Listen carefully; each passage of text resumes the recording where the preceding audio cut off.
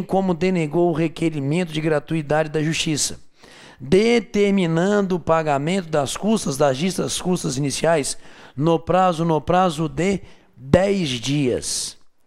Dentre as peças obrigatórias, nós temos artigo 525 do Código de Processo Civil, no seu inciso 1º, dizendo para a gente quais peças.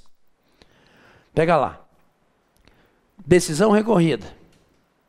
2. Certidão de intimação da decisão recorrida. E, senhores, 3. Procurações. Mas as procurações mencionadas nesse item 1 do 525 são as procurações outorgadas aos advogados do agravante, no caso você, e do agravado, no caso o município de Belo Horizonte. Como é que vai ser a sua redação aqui, hein? Você vai seguir esse 1? Vai seguir vírgula. Você vai seguir dizendo: anexo, cópia da decisão recorrida. Anexo, cópia da certidão de intimação e da procuração outorgada ao advogado do agravante. Porque ainda não houve o ato de citação do agravado. Concordam comigo?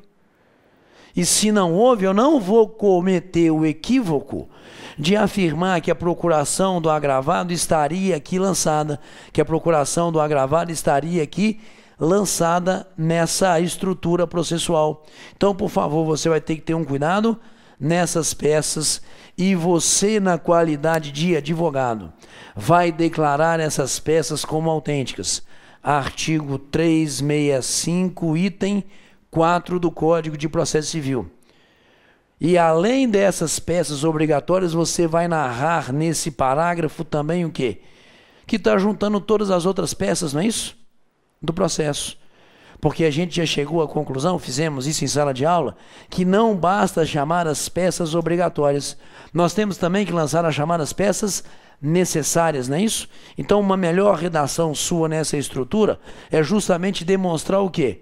Que você está juntando decisão recorrida, certidão de intimação da decisão recorrida, procuração do agravante e todas as demais peças e documentos que formam o processo.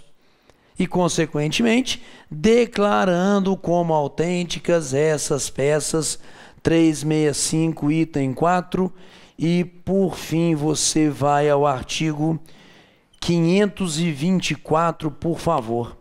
Porque o artigo 524 do Código de Processo Civil vai justamente exigir de você, na qualidade de recorrente, 524, senhores, ele vai exigir de vocês, na qualidade de recorrentes, vamos pegar aqui, 524, que você, como agravante, apresente a exposição do fato e do direito. Nós vamos fazer isso. As razões do pedido de reforma também vamos fazer isso. Nome e o endereço completo dos advogados constantes no processo. Nome e endereço completo dos advogados constantes no processo. Você não tem justamente o quê?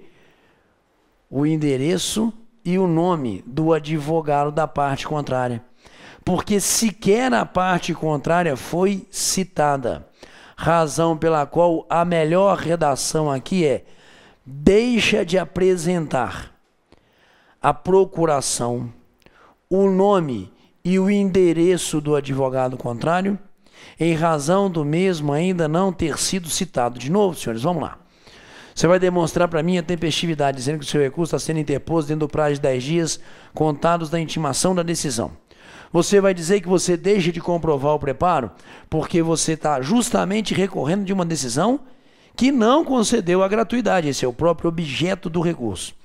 Você vai dizer que está anexando as peças ditas obrigatórias, bem como todas as demais que formam os autos originários, declarando como autênticas. E, por fim, você informa, na verdade, que não apresenta o nome, endereço e procuração do advogado contrário, porque o réu ainda não teria sido citado.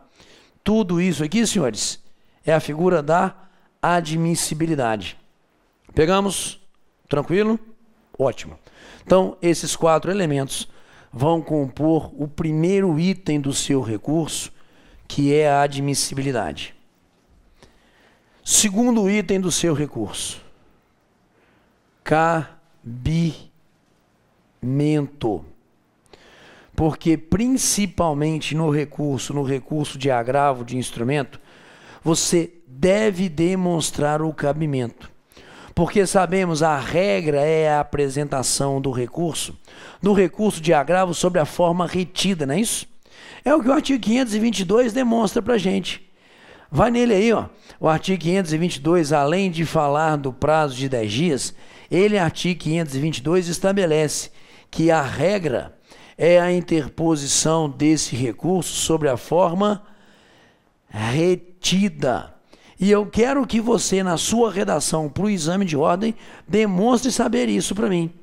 Que você inicie essa redação do cabimento dizendo que, por força do artigo 522 do Código de Processo Civil, a regra é a apresentação do agravo sobre a forma retida. Faça isso para mim. A regra é a apresentação do recurso sobre a forma retida. Mas que existem exceções. Existem situações pontuadas na própria lei que permitirão, como uma situação excepcionalíssima, a interposição do agravo sobre a forma de instrumento. Senhores, nós tivemos oportunidade de discutir isso em sala de aula. O próprio artigo 522 apresenta para a gente várias situações onde nós não temos a interposição do recurso sobre a modalidade retida, que é a regra. O próprio artigo 522 traz várias exceções. Mas além das exceções do artigo 522, existem várias outras exceções. E aí, então, questiono os senhores se existem várias outras exceções. Qual foi o fundamento que você colocou no cabimento para viabilizar esse agravo de instrumento e não ser convertido em retido? A urgência da decisão. Ser decisão que poderá causar ao cidadão agravante um grave dano de difícil e incerta reparação.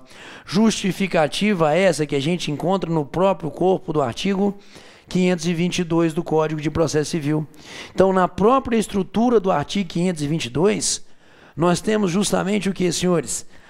O motivo do cabimento do agravo de instrumento ser decisão de urgência. E ela, a decisão de urgência, refere-se aos dois pontos da decisão, claro, porque, primeiro, tutela antecipada, porque o cidadão está na iminência de perder justamente o quê? A visão, velho. Se ele está na iminência de perder a visão, então aí há toda uma preocupação, não é isso? Dessa urgência para a concessão da medida. E também a gratuidade não concedida, a gente pode dizer que seria uma situação de urgência. Claro, o cara não tem condições de pagar as custas. O cara não tem, nitidamente, está aqui presente no enunciado, senhores, ele não tem condições de arcar com as custas iniciais desse processo, inclusive porque é um cidadão assalariado. Nitidamente, nós estamos lidando com uma situação de urgência.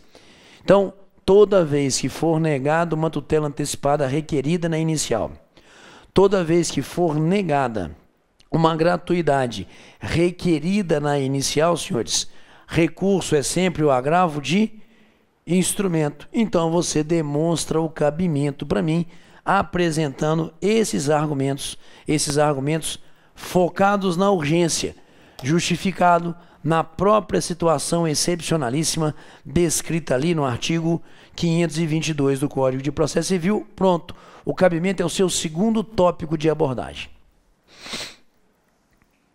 Terceiro tópico de abordagem que aqui você terá na composição desse recurso de agravo de instrumento.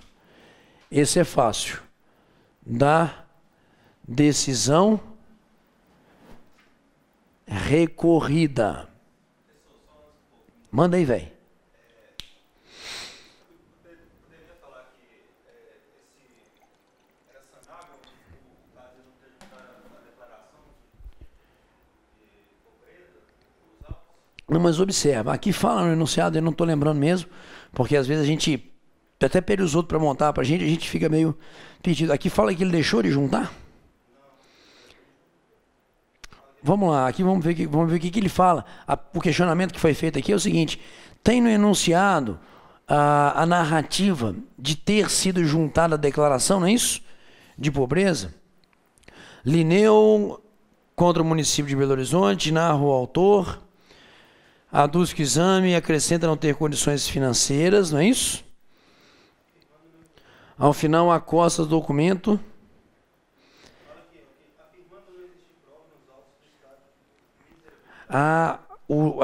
Entendi. O fundamento para o juiz negar, que é o que você está me questionando, foi justamente o quê? Afirmar não existir prova nos autos do estado de miserabilidade. Entendi. O questionamento dele é o seguinte: o juiz deveria, antes de mais nada, ter virado para esse cidadão conhecido como autor e falado: autor, não vou decidir a gratuidade ou não agora. O que eu vou te dar é um prazo para que você me demonstre essa dita miserabilidade. Seria uma excelente posição do magistrado. Porque eu estou dizendo o seguinte, não estou definindo nem indefinindo. Eu estou virando para você, autor, e estou falando, me comprova. Bom, no Código de Processo Civil hoje, e também na lei específica, que é a 1060/50, não existe em local nenhum da lei justamente o quê? O permissivo para o juiz assim agir. Dando notícia aos senhores que estão aí me acompanhando, mas que vão fazer a segunda etapa, então vai esquecer o que eu estou falando aqui agora. Por quê? Porque o próximo código vai falar: juiz, você pode solicitar à parte que comprove o estado de miserabilidade. Então o juiz não decidiria, isso no próximo código, não decidiria a gratuidade ou não, chamaria o autor e fala: me mostra, por favor, realmente, que você mereceria as condições, que você mereceria a gratuidade de justiça. Isso no próximo código. No atual, a lei não exige isso. Então, na verdade, o que é que a gente vai combater aqui nessa decisão? Que o juiz não poderia ter exigido provas desse dito estado de miserabilidade. Que o juiz não poderia ter nem chamado ele, autor, a uma emenda para trazer isso, e muito menos indeferir de plano, por ausência de estrutura legal, ou seja, o juiz está contra o princípio da legalidade. Porque pelo princípio da legalidade bastaria o quê? A declaração, bastaria a afirmação, essa é a ideia. Beleza? Então, senhores, da decisão recorrida, facilmente identificável na questão os elementos dessa decisão recorrida, concordam comigo? Facilmente identificáveis. Por quê?